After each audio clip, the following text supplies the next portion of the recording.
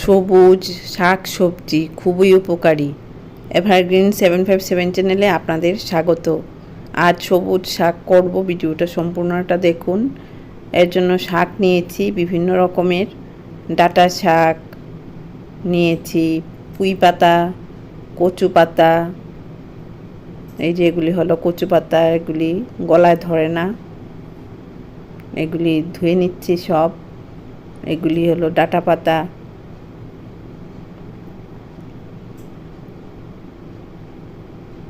এই যে কচি কচি পাতা নিয়েছি, সবগুলি জলে ভিজিয়ে রাখছি, বালি চলে যাবে। ডিমাই শাক বা ডিমি শাক, তেতো, এলেঞ্চা শাক দিয়েছি অল্প পরিমাণে, সব রকমের শাক। এটা হলো ডিমি শাক বা ডিমাই শাক যে যা বলে, এগুলি এই সংক্রান্তিতে খেতে হয়। এই যে এলেঞ্চা পাতা অল্প করে দিয়েছি, সব শাকই অল্প অল্প করে দিয়েছি। খুব সুন্দর করে রান্না করেছি, খুব ভালো হয়েছে। এভাবে রান্না করে খাবে, উপকারিতা পাবে। এখন জল দিয়ে ভালো করে ধুয়ে নিচ্ছি, জল পাল্টিয়ে পাল্টিয়ে। লঙ্কা পাতাও দিয়েছি, কারি পাতাও দিয়েছি, সবগুলি একসাথে মিশে আছে। এখন আমার হাজব্যান্ড এগুলি ধুয়ে কেটে দেবে। ধোয়া হয়ে গেছে, এখন জল থেকে তুলছে, জল ঝরিয়ে এভাবে করে। দা দিয়েও কাটা যায়, ছুরি দিয়ে কেটে দিচ্ছে। প্রসেসটা আমি দেখিয়ে দিচ্ছি নতুন রাঁধুনিদের।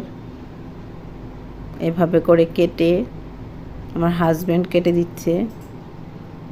এখানে একসাথে নিয়েছে সবগুলি, চাপ দিয়ে ধরে ছুরি দিয়ে এভাবে কেটে নিচ্ছে। খুব সাবধানে করতে হবে, হাতে লাগতে পারে। দা দিয়েও করা যায়।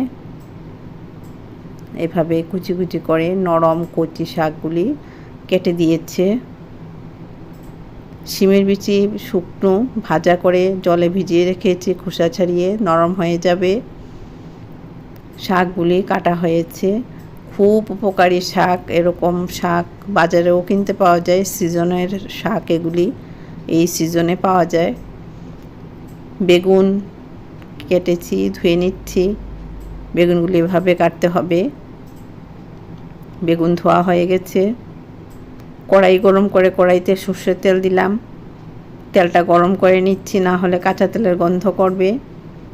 তেল গরম হয়ে গেছে। এখন এই কড়াইতে বেগুন যে ধুয়েছি, বেগুন দিয়েছি। বেগুনের মধ্যে নুন দিচ্ছি এই পরিমাণে, হলুদ দিয়ে দিচ্ছি এই পরিমাণে।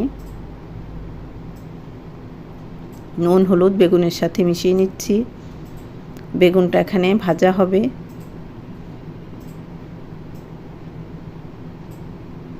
মিশিয়ে নিচ্ছি, ভালো করে মিশিয়ে ঢাকা দিয়ে রাখবো। তাহলে বেগুনটা সুন্দর নরম হয়ে যাবে। অল্প তেল বলে বুঝাই যাবে না। এরকম ছড়িয়ে রেখে ঢাকা দিয়ে দিলাম। বেগুন কিছুক্ষণের মধ্যে ভাজা হয়ে গেছে। বেগুন তুলে আবার তেল দিয়েছি অল্প পরিমাণে। তেলটা গরম করে নিচ্ছি, সর্ষের তেল, না হলে কাঁচা তেলের গন্ধ করবে। তেলটা গরম করে নিলাম। এখন এই তেল গরম হয়ে গেছে। এখন শুকনো লঙ্কা দুটো এভাবে কেটে দিয়ে দিলাম। তাহলে শুকনো লঙ্কার সেন্ট হবে। এটাতে আর কোনো ফোড়ন দেব না, শুধু শুকনো লঙ্কা ফোড়নে দেব এবং অল্প তেলে শাকটা রান্না হবে। শুকনো লঙ্কা সুন্দর করে ভাজা করে নিয়েছি।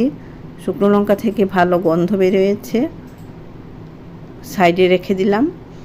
এখানে এখন এই যে কত রকমের পাতা দিয়ে শাক তৈরি করলাম, এগুলি এখানে দিলাম। এই বাটিটাতে শাকগুলি ছিল, জল দিয়ে দিয়ে দিলাম শাকগুলি। নুন দিয়েছি পরিমাণ বুঝে, হলুদ দিয়েছি পরিমাণ বুঝে। নুন হলুদ মিশিয়ে নিচ্ছি শাকের সাথে। খুব সুন্দর কচি কচি শাক, নিরামিষ শাক। কাঁচা লঙ্কা দিয়েছি এরকম, একটু ঝাল হলে ভালো লাগবে, আর ইচ্ছে করলে কম ঝাল দিয়েও করা যায়। শাকটা আস্তে আস্তে নরম হয়ে যাবে। গুছিয়ে নিচ্ছি। গুছিয়ে নেওয়াটা রান্নারই পার্ট, রান্না করতে হয় গুছিয়ে গুছিয়ে। এখন এগুলি যে শিমের বিচি যে ভাজা করে খোসা ছাড়িয়ে জলে ধুয়ে জলে ভিজিয়ে রেখেছি, এখন এই শাকের মধ্যে শিমের বিচিগুলি দিয়ে দিচ্ছি। শাকের সাথে সাথে শিমের বিচিগুলিও সেদ্ধ হবে। এই যে জলের মধ্যে দিয়ে দিচ্ছি, তলাতে জল আছে, এই জলে শাক সিদ্ধ হবে, শিমের বিচিগুলিও সেদ্ধ হবে। এখন উপর দিয়ে পাতাগুলি দিয়ে দেব। এভাবে পাতাগুলি দিয়ে দিলাম, শিমের বিচিও সেদ্ধ হয়ে যাবে, শাকও নরম হয়ে যাবে। মাথায় রাখতে হবে যে শিমের বিচিগুলি যাতে জলে থাকে, তাহলে সুন্দরভাবে শিমের বিচিগুলি সেদ্ধ হয়ে যাবে। এভাবে ঢাকা দিয়ে রাখবো, শাকগুলি কিছুক্ষণ এভাবেই থাকবে।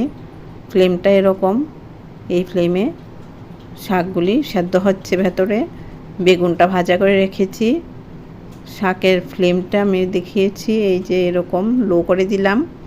এই লো ফ্লেমে শাকটা সেদ্ধ হবে, তাহলেই সুস্বাদু হবে। এই যে শাকটা আস্তে আস্তে সেদ্ধ হচ্ছে। শাকে কিন্তু কোনো ফোড়ন দিইনি, শাক যে এতগুলো দিয়েছি, এই শাকগুলির যে একটা ফ্লেভার আছে, এই ফ্লেভারটা এই শাকের মধ্যে পাওয়া যাবে। এর জন্য কোনো কালো জিরে ফোড়নও দিইনি, নিরামিষ তো রসুনও দিইনি, ইচ্ছে করলে দেওয়া যায় অন্য সময়ে। আমি সংক্রান্তিতে রান্না করেছি, এর জন্য নিরামিষ। কালো জিরে ফোড়নও দেওয়া যায়, আর এমনিতে ফোড়ন ছাড়া শুধু শুকনো লঙ্কা ফোড়ন দিয়ে আমি শাকটা তৈরি করলাম। দারুণ লাগবে নিরামিষ শাক। আস্তে আস্তে নরম হয়ে যাচ্ছে শাকটা, আঠালো আঠালো হয়েছে। এই যে খুব আঠালো হয়েছে শাকটা। এরকম শাক খেলে কোষ্ঠকাঠিন্য দূর হয়, শরীরে রক্ত হয়, রোগ প্রতিরোধ ক্ষমতা বাড়ে।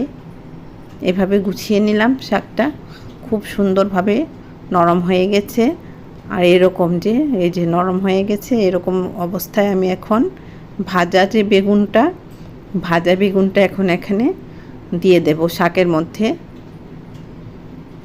শাকের সাথে বেগুনটা মিশিয়ে নিচ্ছি, খুব আস্তে ধীরে মেশাতে হবে। বেগুন শাক দুটা তো আলাদা আলাদা, বেগুনের সাথে শাকটা মিশিয়ে নিলাম। এভাবে এভারগ্রিন 757 চ্যানেলের পাশে থাকবে, ভালো ভালো রান্না দেখবে। ভালো থাকো, সুস্থ থাকো, ধন্যবাদ।